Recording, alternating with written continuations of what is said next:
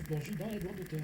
Faut dire que quand même, quand j'ai fait des recherches, j'étais dépassé par les informations sur ça. Mais il y en a tellement. Oui. Et on est magnifiquement, je vais dire, heureux de savoir qu'un Camerounais a pu faire tout ce long parcours. Alors, ne surtout pas se fier à son apparence malgré son aspect menu et son air timide associé à son regard de tombeur de femme. Il est loin d'être un enfant de cœur. Ceux qui le côtoient savent bien qu'il vaut mieux l'avoir comme ami. De son vrai nom, Sambende Ebopissé. Sambende est son nom de scène.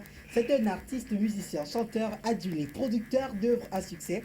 Il est né le 30 mai 1960 à Douala, qui ne fait presque jamais rien en solitaire et sait bien s'entourer. Son côté de battant, donc on l'explique par le fait qu'il n'a pas vécu longtemps sous le même toit avec ses parents.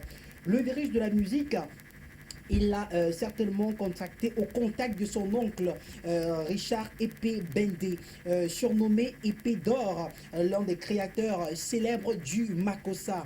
Après l'obtention de son probatoire au lycée classique de Bétois, il quitte le Cameroun. Nous sommes en 1981 pour la Belgique. Il va se rendre quelques années plus tard du côté des États-Unis où il suivra pendant 3 ans des cours de musique dans la région de Berkeley. Il s'y spécialise notamment dans l'arrangement des harmonies. Sa carrière musicale commence véritablement aux côtés de Guy Sanguet et Étienne Bappé. Voilà, il fait partie en 1983, entre 1983 et 1987 du groupe afro-américain Skyloves qui diffusera 3 albums dont 2 en platine d'argent et son tout premier album solo. Le tout premier album solo de l'artiste Sambende est intitulé Nos Bras qui intervient en 1986 sans succès, mais l'échec est vite rattrapé avec la sortie de Moutan Django, qui veut simplement dire mauvais chasseur. C'était tout simplement 1 an plus tard. Depuis lors, Sambende,